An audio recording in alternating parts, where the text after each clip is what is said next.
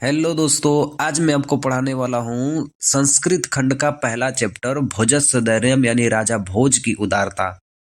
तो आप लोग भी कॉपी और बुक लेके बैठ जाइए और मेरे साथ साथ आप लोग व्याख्या पढ़ते रहिएगा और जो डिफिकल्ट मीनिंग होगा उसको आप लोग साथ साथ लिखते रहिएगा। ठीक है, तो चलिए हम अपने पद्यांश को स्टार्ट करते हैं। और हाँ, यदि चैनल पर नए हो तो चैनल को सब्सक्राइब कर देना हिंदी के सभी वीडियोस को देखने के लिए। ठीक है, तो चलिए अपने पाठ को स्टार्ट करते हैं। तो मैं गद्यांश को प्रारंभ करने जा रहा हूँ। एक एक मीनिंग का मैं शब्दावली कराऊंगा एकदम आपकी भाषा में। देखिए, ततः कदाचित द्वारपाल आगत्य महाराज भोज प्राह। तब द्वारपाल कभी आकर महाराज भोज से कहा। क्या कहा?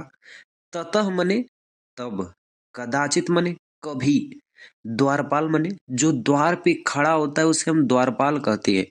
आगत्य मने आकर, महाराज भोज यानी महाराज भोज से, प्राह यानी कहा। तब कभी द्वारपाल आकर महाराज भोज से कहा कि देव कौपीन अवशेषो विद्वान द्वारी वर्तते। कि हे देव, एक ऐसा व्यक्ति द्वार पे खड़ा है जिसके पास मात्र लंगोट ही बची हुई है। देव यानी देव। कौपीन शेषों में देखिए दो चीज जुड़ा हुआ है, कौपीन और अवशेष। कौपीन का मतलब लंगोटी, अवशेष यानी बची हुई है। कि ऐसा व्यक्ति द्वार पे खड़ा हुआ है जिसके पास सिर्फ लंगोटी ही बची हुई है और द्वारी वर्तते यानी द्वार पे खड़ा है। कि हे देव, एक ऐसा व्यक्ति खड़ा है जिसके पास सिर्फ लंगोट ही बची हुई है। राजा प्रवेश इति। तब राजा द्वारपाल से कहते हैं उन्हें प्रवेश कराओ। राजा प्रवेश यानी प्रवेश, इति मने कराओ, उस कवि को अंदर प्रवेश कराओ। आगे देखिए, ततः प्रविष्ट स कवि भोजनम आलोक्यम अद्य में दरिद्र नाशो भविष्यति। कवि जैसे ही महल में आए तो महाराज भोज को देखकर उन्हें ऐसा लगा कि अब मेरी दरिद्रता दूर हो जाएगी। वही है इसमें कि ततः तब, प्रविष्टम ने देखकर, सह कवि यानी वह कवि, भोजनम आलोक्य यानी राजा भोज को देखकर इसने अनुमान लगा दिया कि अद्य में मने आज, दरिद्र नाशो मने मेरी दरिद्रता दूर हो जाएगी, भविष्य मैंने भविष्य में। तब उस लंगोट को धारण किए हुए कवि ने महाराज भोज को देखकर यह अनुमान लगा लिया कि अब मेरी जो दरिद्रता है वह नाश हो जाएगी। मैं जित गरीब हूं ना, मेरी गरीबी अब मिट जाएगी। उसने महाराज भोज को देखकर वह अनुमान लगा लिया। आगे देखिए, मत्वा तुष्टो हर्षा मृति मुमोच। मत्वा मने मानकर, तुष्टो मने बहा दिए, हर्ष मने प्रसन्नता के साथ, मुमोच मने आंसू। कि वह गरीब व्यक्ति महाराज भोज को देखकर अपने अंदर से आंसुओं को बहा दिया। राजा तमालोक्यम प्राह। जैसे ही वह कवि आंसू बहाता है तब राजा कहते हैं, राजा तमालोक्यम मने उसको देखकर, प्राह मने कहते हैं, कवि की रोदसी इति। हे कवि तुम क्यों रोते हो? महाराज भोज कहते हैं कि हे कवि तुम क्यों रोते हो? कवि यानी कवि, की मने क्यों, रोदसी मने रोते हो। हे कवि तुम क्यों रोते हो? ततः कविराह। ततः मने तब कवि कहते हैं, तब कवि कहते हैं, राजन, हे राजन, आकर्ण्यम मृग गृहस्थितम। हे राजन, मेरी घर की स्थिति को सुनिए, इसलिए मैं रो रहा हूं। वो कहते हैं आकर्ण्यम मतलब मेरे, गृह मृग गृहस्थितिम मतलब मेरे घर की स्थिति। देखिए इसमें शब्द जुड़े, मद गृहस्थितिम मतलब मेरे घर की स्थिति को सुनिए। गद्यांश 2 देखिए, दूसरे गद्यांश में दिया है, अय लाजानुच्चे पथि वचन माकार गृहणी। कि मेरे पत्नी को बाहर से कोई आवाज आती है, अय खील ले लो, खील ले लो। देखिए, अय मने अरे, जोर से आदमी जब बोलता है तो अरे कहते हैं। तो बाहर कोई फेरी वाला था, बेचने वाला था, और वह बोल रहा था कि अय लाजा नुच्चे। लाजा मने खील, नुच्चे मने जोर जोर से, कि अरे खील ले लो। खील एक खिलौना होता है, खाने वाला पदार्थ होता है, खिलौना नहीं खाने वाला पदार्थ होता है। तो अरे खील ले लो, ऐसा कोई बाहर से चिल्ला रहा था।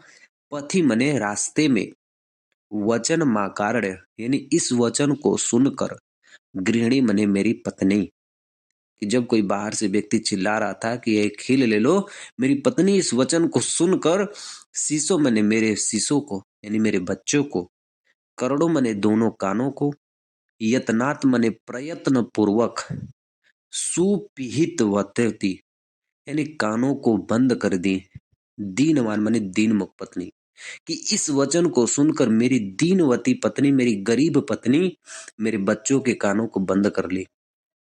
इतनी गरीबी थी हमारे पास कि हम उस छोटे से खाने वाले पदार्थों को हम नहीं खरीद पाए, इसलिए हमने, मेरी पत्नी ने मेरे बच्चों के कानों को बंद कर दी। इसमें कवि अपनी दयनीय स्थिति, अपने पत्नी और अपने बच्चों की गरीबी के बारे में बता रहे हैं। इतनी गरीबी स्थिति थी हमारी। आगे देखिए, मई छीड़ो पाए यद कृषम दृशिर बहुराले, कि मुझ दरिद्र पर जो निगाहें उसने डाली, मुझ दरिद्र पर जो उसने निगाहें डाली, वो चुभ गई मेरे पे। वही देखिए, मई मने मेरे पे, छियो पाए मने दरिद्र पर, मुझ दरिद्र पर, यद कृतम यानी जो देखी उसके बाद, यद कृतम मने उसके बाद, कि मुझ दरिद्र पर जो नजर फेरी, दृश्य मने दृष्टि, अश्रु बहुले मने जो अश्रु रूपी आंखों में आंसू लेकर जो मेरे तरफ उसने देखा, वह तदंत शल्यम मने, तदंत शल्यम मने होता है कि वह मेरे हृदय में कांटे के समान, तोमसी मने चुभ, कदन शल्यम मने वह मेरे हृदय में कांटे के समान चुभ गई। यानी वह कह रहे हैं कि मेरी पत्नी इस घटना को देखकर, इस दृश्य को देखकर, इस गरीबी को देखकर वह मेरे तरफ देखी, वह मेरे हृदय में कांटे के समान चुभ गई। तोमसी, एक तुम ही हो हे राजन, एक तुम ही हो जो पुनरुद्धो ऊर्ध्व मोचिता, कि एक आप ही है जो मुझे इस दीनता के पथ से निकाल सकते हैं, मुझे इस गरीबी के पथ से निकाल सकते हैं। हे राजन, सिर्फ आप ही हैं, इसलिए मेरे आंखों में आंसू आ गए, मैं अपनी गरीबी को बता रहा हूं। आगे देखिए, तीसरा गद्यांश। देखिए इस गद्यांश में क्या दिया गया है कि राजा शिव शिव इति उदरीयन प्रत्यक्षरम लक्षम दत्या प्राह, कि महाराज भोज ने प्रत्येक अक्षर का उच्चारण करते हुए उस कवि को 1-1 लाख मुद्राएं दिए। राजा शिव शिव यानी राजा महाराज भोज ने शिव शिव कहते हुए, इति यानी उसके बाद, उदीरियम मने उच्चारण करते हुए, प्रत्यक्षरम मने प्रत्येक अक्षर पर, लक्षम मने लाख लाख मुद्राएं, दत्वा मने देकर, प्राह मने कहा, कि महाराज भोज ने उस गरीब कवि को उच्चारण करते हुए उसके प्रत्येक अक्षर पे लाख लाख मुद्राएं देते हुए कहे कि त्वरितम गहम गेहम, त्वरितम गच्छ गेहम, शीघ्र ही घर जाओ, त्वरितम मने तुरंत ही, गच्छ मने जाओ, गेहम मने घर, कि हे कवि तुरंत अपने घर जाइए। तो गृहिणी खिन्ना वर्तते, तुम्हारी जो पत्नी है ना, तुम्हारी जो गृहिणी है वह खिन्न है, उदास भी है और दुखी भी है। तो गृहिणी मने तुम्हारी पत्नी, खिन्न मने उदास, वर्तते मने है, कि हे कवि तुम्हारी धर्म पत्नी खिन्न और उदास और भूखी है, आप तुरंत घर जाइए इन सभी मुद्राओं को लेकर।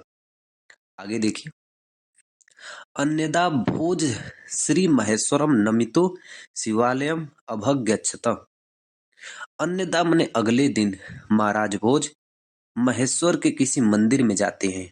उसकी बात की जा रही है कि अन्यदा भोज, अगले दिन महाराज भोज, श्री महेश्वरम यानी श्री महेश्वर यानी शंकर जी की बात हो रही है।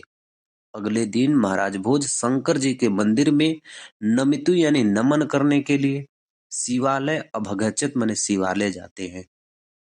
अगले दिन महाराज भोज शंकर भगवान को नमन करने के लिए शिवालय गए। तदा को अपि ब्राह्मण राजानम शिव सन्निधो प्राह देव, तदा, तदा मने तब, को अपि मने कोई ब्राह्मण, तब कोई ब्राह्मण उनके पास आया। जब महाराज भोज शिवलिंग की पूजा कर रहे थे तब उनके पास कोई ब्राह्मण आया और राजान शिव सन्निधे, शिव के समीप आकर, शिव की मूर्ति के समीप आकर महाराज भोज से प्राह ने कहा, देव, कि वह ब्राह्मण महाराज भोज के समीप आकर महाराज भोज से कहा, क्या कहे? अगले गद्यांश में देखिए, गद्यांश नंबर 4 इस पद्यांश में दिया है कि अर्ध दानव वैरिड़ा गिरिज प्यदर्द शिवस्या हृतम, कि यहाँ पे वह ब्राह्मण कहा कि आधा भाग विष्णु जी, आधा भाग पार्वती जी ने शिव जी का हर लिया। यानी अर्ध मने आधा, दानव वैरिड़ा मने दानों को हरण करने वाले विष्णु जी, कि भगवान शिव जी की जो आधा हिस्सा थी वो विष्णु जी ने ले लिया। गिरिजया अर्धय, गिरिजया मने पार्वती जी, अर्ध मने आधा भाग, आधा भाग को पार्वती जी ने हर लिया। शिवस्य हृतम, शिवस्य मने शिव जी का, हृतम मने हर लिए, कि शिव जी के आधा भाग को विष्णु जी ने और आधा भाग को पार्वती जी ने हर लिया। हे महाराज, शिव जी के आधा भाग को पार्वती जी ने और विष्णु जी ने हर लिया।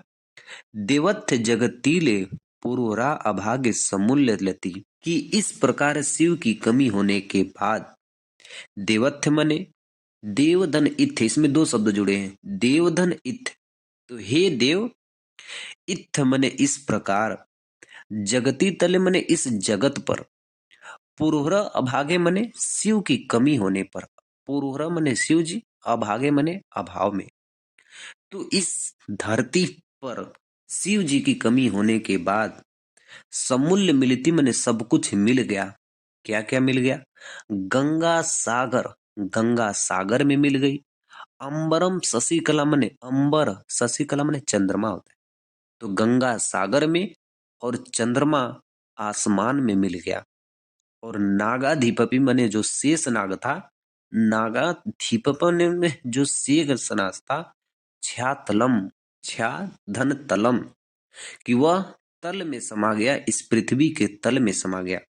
कि जिस प्रकार इस पृथ्वी पे शिव की कमी हुई तो गंगा सागर में मिल गई और चंद्रकला आसमान में मिल गए, और जो शेष नाग था वो भूतल में समा गया शिव की कमी होने पे। सर्वज्ञ त्वम धीर स्वरम त्वम गतम, इसके बाद करें कि बाकी जो की चीज बच गया वो हम दोनों में बांट दिया गया। सर्वज्ञ मने सभी, सर्वज्ञ मने सर्वज्ञता, त्वम मने आप में, अधीश्वरम मने अधीश्वरता, त्वाम मने मुझ में, कि जो सर्वज्ञता और अधीश्वरता था वो आप में मिल गया। त्वाम मने आप में, मां मने मुझे, तू भिक्षाटनम मने मुझे भिक्षा मिली, कि मैं हर द्वार पे भिक्षा लेने के लिए भटकता रह गया और आप में सर्वज्ञता और अधीश्वरता मिल गई। इस पृथ्वी पे सब कुछ बांट दिया गया है भगवान शिव जी के द्वारा। उनकी कमी में सब कुछ हमें दिखाई दे दिया जो हमने अभी गद्यांशों में पढ़ा। आगे देखिए क्या चीज है 5 नंबर गद्यांश में। देखिए इस पद्यांश में, राजा तुष्टम तस्मे प्रत्यक्षरम लक्षम दादो, कि वहां पर जितने विद्वान थे उनमें से इस विद्वान को इसके उच्चारण पर प्रत्येक अक्षर पे लाख लाख मुद्राएं दिए। यही है कि राजा तुष्ट मने संतुष्ट होकर, तस्मे मने उस विद्वान को, प्रत्यक्षरम मने प्रत्येक अक्षर पे, लक्षम मने लाख लाख मुद्राएं, ददो मने दिए ना, यानी इस कवि की कविता को सुनकर महाराज ने उसके प्रत्येक अक्षर पे लाख लाख मुद्राएं दिए। आगे देखिए, अन्यदा राजा समुप स्थितम सीता प्राह, अगले दिन राजा सीता से कहते हैं, अन्यदा मने अगले दिन, राजा मने राजा भोज, समूप स्थितम मने वही समीप पे सीता खड़ी थी। सीता एक स्त्री का नाम था, राम वाली सीता नहीं, यहाँ पे सीता स्त्री का नाम है, उनकी बात कर रहे हैं। प्राह मने कहे, अगले दिन राजा भोज सीता स्त्री से कहे कि देवी, हे देवी, प्रभात वर्णय इति, प्रभात यानी सवेरा के बारे में कविता कहिए। प्रभात यानी सवेरा, वर्णय मने बताइए, इति मने इसके बारे में, सीता प्राह मने सीता कहती हैं। सीता अपनी कविता को कहती हैं, वह अपनी कविता को बताती हैं और कहती हैं कि विरल विरला स्थूलस्थ तारा कलावी सज्जना, कि जिस प्रकार ये तारे, बड़े बड़े तारे गुम हो रहे हैं, उसी प्रकार ये मूर्खों में सज्जन पुरुष गायब हो रहे हैं। वह कह रही है कि बिरल बिरला यानी जो दूर हो रहे हैं, स्थूलास्त तारा यानी बड़े बड़े तारे, ये आसमान में बड़े बड़े तारे दूर हो रहे हैं। किस तरह कि कला भी मने कलयुग में सज्जन पुरुष, कि जिस प्रकार कलयुग में सज्जन पुरुष, गुणवान पुरुष, ज्ञानी पुरुष जिस तरह गायब हो रहे हैं, उस तरह आसमान में बड़े बड़े तारे गायब हो रहे हैं। मन इव मुने सर्वत्रैव प्रसन्न भुन्न, मन जो मनुष्य का चित्त और मन है, मुने मने मुनियों को देखकर, उनके ज्ञानों को देखकर, सर्वत्र मने सभी ओर से प्रसन्न हो जाता है, निर्मम हो जाता है। कलयुग में मुनियों को देखकर, ज्ञानी मुनियों को देखकर मन प्रसन्न हो जाता है। उस तरह सज्जन पुरुष इस कलयुग में गायब हो रहे हैं। अपसरति च ध्वांत चित्ता त्वमिस्मम दुर्जन, रही है कि अंधेरा उस तरह मिट रहा है जिस तरह सच्चे और ज्ञानी पुरुष के बीच में मूर्खता आ रही है। यानी अपसरती, अपसरती यानी मिट रहा है, ध्वांत यानी अंधेरा, चित्त यानी लोगों के मन से, सताव में मने सज्जन पुरुषों के मन में, दुर्जन यानी बुरी व्यवहार, अज्ञानी, गुणवानहीन कि अंधेरा मिटता जा रहा है। किस तरह? जिस तरह सज्जन पुरुष, ज्ञानी पुरुष के बीच में अज्ञान आ रहा है। और वज्रती च निशा क्षिप्रम लक्ष्मी, लक्ष्मी नूर मीनामीयु, कि वज्रती च निशा, वज्रती यानी जा रही है, व्यतीत हो रही है, निशा यानी रात, यह जो रात है इस तरह व्यतीत हो रही है कि जिस तरह क्षिप्रम मने शीघ्र ही, लक्ष्मी न्युद्ध मीनान मियु, कि जिस प्रकार लक्ष्मी तेजी से भाग रही है, उसी तरह यह रात बीत रही है। वो प्राकृतिक घटनाओं को मनुष्य के जीवन में बांट रही थी वह कवियत्री, कि उनके कह रही हैं कि जिस प्रकार यह तारे दूर दूर हो रहे हैं, उसी तरह इस संसार में कलयुग में सज्जन पुरुष नहीं दिखाई दे रहे हैं। इस मुनियों को देख के ज्ञानी का अभाव होता है, और अंधकार ऐसे मिट रहा है जैसे सज्जन पुरुष के मध्य दुर्जन पुरुष का निर्माण हो रहा है, और रात ऐसे बीत रही है जैसे लोगों के बीच में लक्ष्मी दूर भाग जा रही है। यह सीता ने अपनी कविता को महाराज भोज से कही। अगला पद्यांश देखिए, जो सबसे लास्ट पद्यांश है, कि राजा तस्य लक्ष्यम दत्वा कालिदास प्राह, कि राजा ने सीता के इस कविता को सुनकर सभी कविताओं के सिर्फ 1 लाख मुद्रा दिए। हर कवि के एक एक अक्षर पे 1-1 लाख मुद्राएं देते थे, लेकिन सीता के इस कविता पे उन्होंने सिर्फ 1 लाख मुद्राएं दिए। और कालिदास प्राह, और अब कालिदास से कहते हैं कि सखे के मने मित्र, त्वमपि मने तुम भी, प्रभात मने इस सवेरा पे, वर्ण्यम मने कविता को सुनाओ, कि हे मित्र तुम भी प्रभात के कविता को सुनाओ, इति मने इस पे। तत् कालिदास प्राह, तब कालिदास अपनी कविता को कहते हैं कि अभूत प्राची पिंडा रसपतरीव प्राप्य कनकम, वह यहाँ पे कहते हैं कि जिस प्रकार पूर्व दिशा में सूर्य की पहली किरण पाकर पारा जो होता है वो भी पीला और सुनहरा हो जाता है, वह करे कि अभूत मने हो गई, प्राची मने पूर्व दिशा की, पिंडा मने पीली। जब सवेरा होता है ना, सूर्य की जो पहली किरण होती है, तो लगता है कि पूर्व दिशा में पीला पीला सा पूरा आसमान हो गया है, पीला पीला से पूरी धरती हो गई है। इस दृश्य की बात कालिदास कह रहे हैं कि सुबह की पहली किरण पड़ते ही जो जमीन पे पारे हैं, धरती की बात कर रहे हैं, और आसमान के जो बादल है ये सब पीले पड़ गए हैं। अप्राप्य कनकम मने प्राप्य, प्राप्त करके, कनकम मने सुनहरी हो रही है। कि पहली किरण प्राप्त करके यह सुनहरी हो गई हैं। गतच्छा चंद्रो बुध जन्म इव ग्राम दसती, कि चंद्रमा वैसे कांतिहीन हो गया, वैसे छुप गया है कि जैसे गंवारों के बीच में विद्वान। गतच्छ चंद्रो, चंद्रमा चला गया है, चंद्रमा छिप गया है, बुध जन्म ने विद्वानों के बीच में, इव ग्रामस्य दसी मने जिस प्रकार अज्ञानियों की सभा में विद्वान, कि चंद्रमा उस तरह छिप गया है आसमान में कि जिस तरह अज्ञानियों की सभा में विद्वान छिप गया। आगे देखिए, क्षणम, क्षणम यानी क्षण भर में, छीड़ास्तरा यानी छीड़ हो गए, नृपतय इवान मुद्दे परा, नृपतयम मने राजा, इवान उद्यम परा मने उद्यमहीन, कि तारों की तरह, जिस प्रकार तारा आसमान में छिप गए ना, उसी तरह ये राजा भी उद्यमहीन होकर क्षण भर में छीड़ हो गए। न दीपा राजन्ते, और जो गुणवान राजा थे जिनके पास धन था, लगता था कि उनकी धन ही व्यर्थ हो गई है, वही कह रहे हैं कि न दीपा राजन्ते, उन गुणवान राजाओं के दीप, उन गुणवान राजाओं के जो दीपक था वह भी व्यर्थ हो गया है, उसकी कोई चमक नहीं दिख रही है। और द्रविड़ रहित ताना मीव गुड़ा, यानी कहने का अर्थ है कि दरिद्रता व्यक्ति के गुणों को ढक लेती है, कि वही व्यक्तियों की दरिद्रता, द्रविड़ हरितम ने हर लेती है, इसमें दो शब्द जुड़ा है, द्रविड़ हरितम, दरिद्रता हर लेती है, नामी व गुण मने गुणवान व्यक्ति को, जिस व्यक्ति के अंदर दरिद्रता होती है ना, कपट होता है, उसके गुणवान व्यक्ति के को भी, गुणों को भी ढक लेती है। और राजा ती तुष्ट तम प्रत्येक अक्षरम लक्षम ददाती, राजा कालिदास के प्रत्येक अक्षर पे खुश होकर उच्चारण करते हुए हर एक अक्षर पे लाख लाख मुद्राएं दिए।